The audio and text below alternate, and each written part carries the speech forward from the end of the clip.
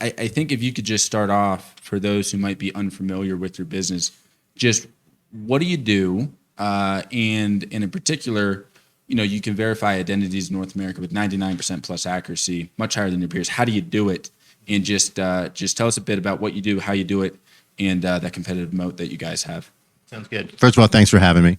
At the core of what Intellicheck does is, as Rudy said, we can tell you if an ID is real with 99% or greater accuracy. That's important for a lot of things. The main area we make money is stopping identity theft, and we do that for basically anybody who's lending money. Our biggest area is instant credit, because the thing is, to go steal your identity doesn't take much. I can go online, and depending on your credit, for between $3 and maybe $10, I can buy your name, address, social security number, telephone number, and your email address. The next thing I do is I go get a fake ID with my picture, your information on it, and I go shopping. I apply for loans. You think about it, if you go to the hardware store, first thing they do if you buy anything over $250 is, would you like to open up a credit card account today and save 10%? They say yes. What are the two things they ask you for? Government ID and your social security number. Or you walk into the store and say, I forgot my credit card. What do they ask you for? To verify that you have it, somewhere between, again, government ID and the last 4 or 6 of your social security number. Now, that's what makes it so easy, because I'm going to play my favorite parlor trick with you. 2 IDs, right? You are now the clerk in the store. You're a bartender. You are, law enforcement. You're looking at it. How do you tell that they're fake? Now, these things are so good. You'll notice they've got every hologram. They've got everything. One of those is my current driver's license. The other is a fake that we got from one of our clients. Now, what makes us different is there are 2 ways that people will validate an ID. The vast majority of what's considered our competitors are going to do OCR. What they're going to do is they're going to take that license, and I'll pass these around if anybody wants to look at them, or just grab me afterwards. I got stacks of these. They're going to say they're doing OCR. So what they're going to do, it's really templating. They're going to take a photo of that license and then compare it to a template. Now, they all call it human-assisted AI, because if the computer can't figure out, you can pay more and have a person look at it and say, I think it matches. Really hard to do. Our clients tell us, because they've tested that it's about 65% accurate. We know it doesn't work because we've got a lot of law enforcement that uses us. About 22 state-level law enforcement agencies use us to authenticate IDs very quickly, because their officers can't tell by looking at it. Now, we do something entirely different, because we started a long time ago working with states to help them figure out how to render a barcode. So I've got data scientists, who still work with states, but also can figure out what's in barcodes. Now, like, for example, we're a trusted partner with New York State. That means they let us know what the digital signature is to unlock that, the code to unlock that digital signature. Without that, you can't tell if it's real or not. We do what we do, again, with greater than 99% accuracy.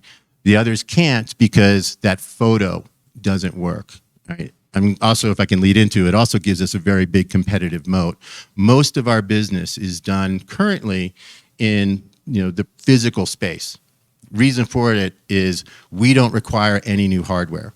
So the same device at a retail store that rings up the merchandise can scan the barcode. The same device at a bank, if you hand them a check that reads the check, can read the barcode. If you wanted to use one of our competitors in one of those spaces, they would have to put at every point of sale workstation, if they want to offer instant credit, or every retail bank branch teller workstation, a scanner that can take a photo. Those cost $600.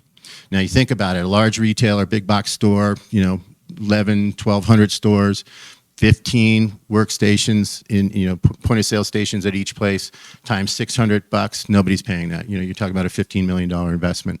So not going to happen. So we've got some ins. Once we're in, that moves us into the digital area, because, they're not going to have 2 systems, especially one for digital that's not as effective as us. That's a very helpful overview, I think. If you could talk about your customer base, because I think a lot of people are surprised and they look at a company of your size, the type of customers that you have and how much, how big they are currently. So talk about your customer base. I believe you got 5 of the top 12 U.S. credit card issuers. You got a couple large Midwestern banks. You got a couple large Southeastern banks. But talk about your customer base, maybe any large ones that are in the pipeline or in discussions, but also the penetration with those customers. Where are you at today? And what's the full scale opportunity as you continue to penetrate those customers? Yeah, people are generally shocked when they see a company they've never heard of before, which is working with some of the largest banks in the world. So as Rudy said, our main client base where a lot of the revenue comes from is there's 10 banks plus Amex and Discover that issue most of the credit cards in the U.S. and we have just shy of half of them as clients today. We've also announced that we're going through the information security review with the top 3 bank. The joy of the big banks is they are very large revenue once you get them in. The joy also is the bigger the bank, the larger the InfoSec audit that you have to go through and the longer it can take. But once you pass that, and we know we will because this bank's audit is no different than anybody else's really, then you're in. And then you just figure out how you're just going to mine it and mine it and mine it. I would say that across our big client base today, I feel like we're maybe 15% penetrated on the whole. Some a little bit more, some a little bit less. If you look at number 2, which we always talk about everybody in numbers because our banks don't like to admit publicly that they have a fraud problem. Probably wouldn't be good for them. So we talk about them by number. Number 2 is primarily an issuer of credit cards in the white label space. We still have a ton of retailers left to go with them. So there's a lot, that we'll just continue to mine those accounts while we're also bringing in new names. One thing that investors ask a lot is you say you're 15% penetrated, and if you have such a good solution with 99% accuracy, why aren't those customers at 100% penetration? Why aren't they rolling you out quicker? So what are the hurdles there that you have to overcome? Yeah, 2 things. Anybody who's ever worked with a large bank knows it's probably easier to work with the government. So they work pretty slowly, right? And I've always said number 3 moves at the speed of molasses in winter. I always laughed because we'd be on implementation calls, and I'm not making this up. They would have 100 people on the other end of the line. We'd have 2. So you can imagine the bureaucracy that you're going through. They want it, but everybody has to sign off on it. So that's part of it when they're doing things internally. The other part of where we grow with them is their retailers. And the retailers, they've got an incentive to put us in. Every retailer wants to have more credit cards. The retailers that I've spoken to say that if you have a credit card with them, for the loyalty points you get and the mailers you get, people shop 4 times more often than if you don't. So they like the loyalty of it. One of our clients that pays us directly in the retail space says their goal is 4 million new credit cards a year. So they like this. Now, we make it super simple. I've gone to our clients and got credit when they ask me, the typical thing, save 10% today. The credit's issued before the merchandise is in the back. All they need to do, scan my license on the pin pad, I enter in my social security number, hit enter, and that's all it takes from my point of it. So the retailers love it. And of course, the banks love it because the fraud is basically stopped. Number 4 has used us as a sales tactic. They offer their clients, when they're trying to steal a program away from one of their competitors, they'll give them better rates on the program if they implement us. They're basically sharing the fraud losses with that retailer. So it's been good. We've been on sales calls with them to bring people in. So good names, good clients. Size of the client can make a difference just because of the bureaucracy, and then getting it so that the retailers, like a couple things with them, they're never going to touch their point of sale system really past the middle of October because they don't want to put in bad code that's going to bring them down for a day during the holiday season. And the other is we just have to time it with when they're looking to open up their point of sale system, and they can code us in. It's really simple. All they need to do. To be technical about it, a barcode for merchandise is 1D. A driver's license is 2D. It's a configuration change on the point of sale system on the scanning gun. Really simple for them to do. They just have to have the resources to do that little bit of programming. So you've got a pretty indisputable moat really in the physical channel space. But I think it's, and I don't know if you have an updated figure, I think roughly 90% ish plus of your revenue still comes from the physical channels today. And investors would say, well, Rudy, that's not interesting. Why aren't they playing in the digital space? So talk to me about the traction you've made there. I don't know if there's any referenceable customers or wins, but also talk about how is the competitive environment different in the digital space, and who you're competing with, and how you're faring there. Yeah, so digital, it's remained about 10% of our business only because the rest of the business is going up. So our digital is growing. The buy now, pay later firm that we just announced on the last earnings call is purely digital, right? So their first use case is going to be online credit for one of our hardware clients that in store is with a different provider of credit. I think it's number 7. Of the top 12 that I mentioned, one of those doesn't have any physical locations. Everything they do is digital. So we've got, and then again, a lot of our clients have moved us into the digital space because not only are we in store for credit, but also if you want to apply, through the retailer's website. So that's all there. The other thing I'd say is we've got some clients where we know we're in the digital space. So I err on the side of caution when I'm saying what the number is.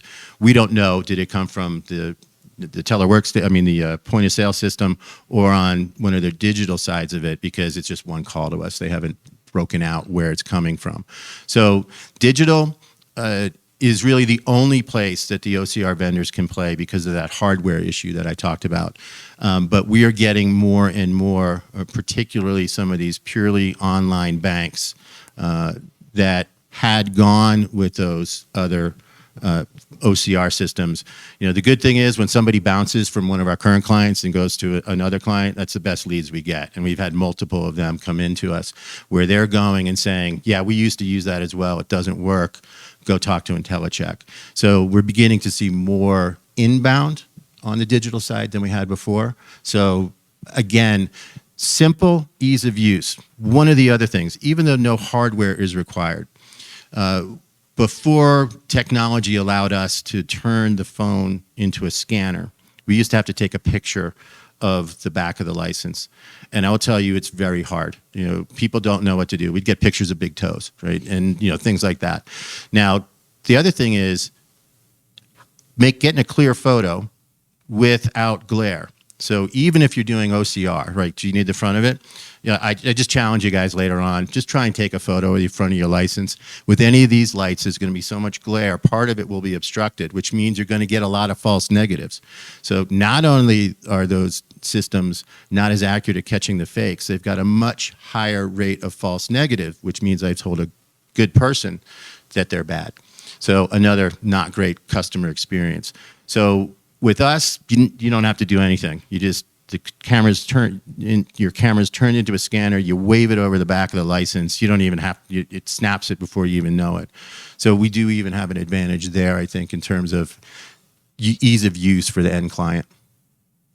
I want to jump to the sales team build out. I think if we go back, call it 18-ish months is when you really started to hire some new sales rep. You brought in a new head of sales, I believe, in April of last year.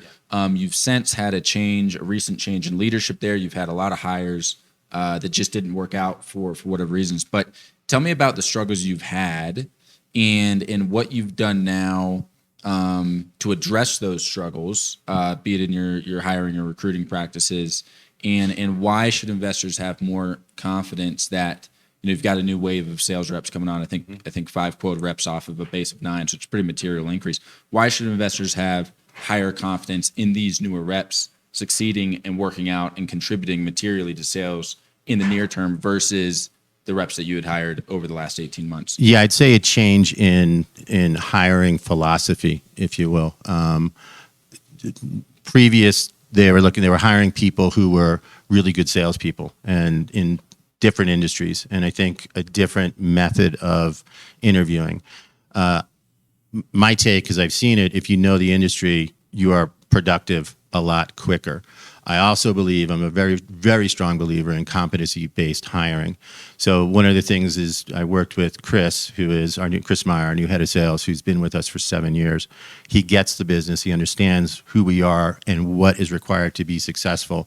And then also what's required to be successful at different levels. So we've got 75 to 100 inbound leads from bars and restaurants and marijuana dispensaries. Those things are inbound. They should close like this. Different skill set than the folks that we need to go out and hunt the whales of the big banks. So we broke down those core competencies, worked with a recruiter to say, this is what we're looking for. And you need to know that they've got a proven track record of success. And we very highly targeted people from the identity space. So working at, people considered to be our competitors, or from the cyberspace, which is extremely competitive. And if you're successful there, you're already sort of talking to some of the same folks that we're dealing with in fraud, risk, and identity. And we put them through a ton of interviews to make sure they were right. Every new salesperson that we brought in probably went through 10 hours of interviews. One, to make sure they understand who we are. Two, to make sure that they want to work with us. And then three, for us to make sure that they have what it takes to be successful here. So I think we put a lot more rigor in it. I'm an old sales dog at heart. And, I put some of the skills that, I had from being a sales manager years ago. Chris and I put that into play. And that's why I think it's a much different world than it was in the past. Second thing we did is we put together over the course of 3 weeks one hell of a training program. So it's not going to be sink or swim. They're going to be taught how to be successful. When we look at the growth of the business, take the hardware lumpiness out from last year, but if we just look at the SaaS revenue growth, 21% year over year in Q2. I think that was flat with Q1, but it was up, I believe, 17% sequentially. But talk about what are your growth aspirations? You've talked about running the business at effectively break even on an EBITDA basis. Do you believe you can be a Rule of 40 company via 40% growth and running break even? And, what's your conviction in your ability to get there? And what are the drivers? Does that mostly come from expansion with existing customers? Is it new logos? Is it dependent on the success with the new sales hires? How do you get there? Yeah, I have no doubt we'll break that rule.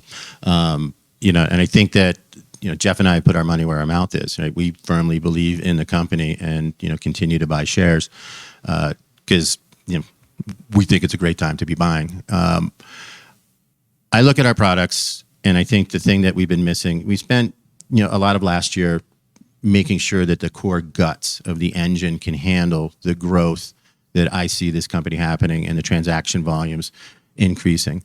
So not a lot more spend there. As a matter of fact, we're looking to reduce the R&D spend. We hired consultants to help us with a lot of that because it was a project. And I look at projects have a beginning, middle, and end. And if that's the case, you hire consultants to do it so you can get rid of them when it's done, as opposed to hiring headcount with what do we do with them now? Their project is ended. So that number should go down. Salespeople, we bring in the right ones. Growth drastically increases, and they are more than paying for themselves. And if they're not, then you move them on because, I'm a firm believer in you want to be on the bus or not. And if you don't have the skill set to be on the bus, no problem. We'll let you off at the next stop and help you find a new job. So that's kind of the way that we're looking at it. Growth, we've got our growth aspirations, and those aspirations would certainly beat that 40 and 40. How do you think about, longer? I didn't answer the second half of that question, which is where do we expect growth to come from? Yeah. These multi-part questions sometimes throw me off. So right now, a lot of our growth is, we're still bringing in a lot of new clients, which has been a driver of growth. Other two big drivers of growth have been expanded use cases at existing clients. So them either bringing on new retailers or bringing in different parts of their organization. And then also we've shown significant pricing power and increases I'd say number two, we'll see their price increases maybe having some impact in the latter half of the year. Number three, the beginning of next year. Certainly any new clients we're bringing on at much higher prices than we did in the past. Going forward, I'm looking at, converting a lot more of those inbound small leads. They can be anywhere from $1,000 to $3,000 in annual ACV, but you close 75 of them every month. That's a nice build in ACV. And then the other growth will be, we've got a lot in the pipeline now, which, knock wood, comes to fruition. A lot of it seems like it will. I just like to underpromise, overperform. And then these new sales guys with what they could bring in, I think will be significant. On the price increases that you just mentioned, you've said kind of low double-digit price increases that you've pushed on some of your largest customers this year. I guess what pushback, if any, did you see on that, and what how should we think about price increases on an annual basis going forward? Are you kind of playing catch up on pricing with your customers this year, and maybe the price increases in years forward are smaller, or do you believe that similar, again, low double digit kind of price increases are sustainable on a go forward basis? So there's always pushback because at any large client there's this dirty word called procurement. I really don't like those people because once business says something, these guys then want to negotiate it down. So we always get pushback. But so far, we've been able to put everything through. Now with the large clients, it certainly was that we were kind of catching up because some of those contracts were old, before I think we really had our footing and had to prove who we were. Any new client is coming in at much higher rates than they did in the beginning. We've also instituted mandatory annual price increases in our contract. We always go for the greater of 5% or CPI, but might be the lesser of, or those types of things. So going forward, after I'd say this round of price increases with our big clients, they're probably going to be more normal because they're at or close to what we would call market rate today. So in the future, it's going to be growth. New clients and new use cases at existing. Got it. I guess as you think about the business longer term, there's a lot of larger players out there. Do you see yourselves as strategically fitting inside one of those larger players? And I guess I would ask you, on the flip side, is there anything kind of technology wise that you guys maybe are looking to add out there via M&A? So I guess a couple things. Certainly in this space, we're already seeing it. It's going to be, there's roll up or get rolled up. And we're starting to see companies buy other companies in this space to build, a more fulsome solution. We're kind of looking at that right now as, we brought out the identity platform, as we called it, which was really just a technology change in our back end to allow us to sell other people's products more easily. So in effect, we are now looking at who do our clients want? If you think about, there is, in the fraud space, there's a very binary thing, right? Is Brian real or not? In a lot of other use cases, there is also, we know Brian is real. Do I want to do business with Brian? Can I do business with Brian? So other signals, sanctions, PEP, criminal history, allows us to break into a lot of other markets. And then also other uses like facial recognition, other things like that. It might make sense if people start to really use facial recognition more to, instead of partner, purchase, merge with, or those types of things. So we're always looking, but at this point in time, the way that we're mostly looking is let's incorporate it into our platform and see if people actually want to use it. Right. As we look at the balance sheet, I think $12 million in cash, no debt. You've said you plan to run the business about break even. How should we think about cash flow and the cash balance? Are you comfortable with where you're at? Do you need to raise capital anytime soon? Yeah, no plans to raise capital for running operations or anything like that. I think that we'd be hard pressed not to get to a point, even just modest growth. Again, not really needing to put a lot more expense into the organization. It would be hard not to get to some sort of cash flow or more positive. My plan is to continually add salespeople as we can work and increase the marketing spend as needed. Don't see any need for R&D. As I said, we're looking to bring that down. So I'm comfortable with the cash balance. And I like what I'm seeing on the horizon with both cash and where I see sales. Have you, just a quick follow on to that, because investors do ask it, quite a bit. I guess with the large, the largest of the large credit card issuers, do they get weary of you only having 12 million in cash and being so small? I mean, would they be more? Has it resulted in you not winning customers in the past? Never even been brought up, even when we were signing some of these whales when we had far less revenue and far less cash. So, not been a problem ever. Yeah, good. Great. Well, I think we're coming up on time, so I think we'll wrap it up there. Brian, it was a pleasure to have you here today, and thanks for the time. It was my pleasure. Thanks for inviting me. Thank you.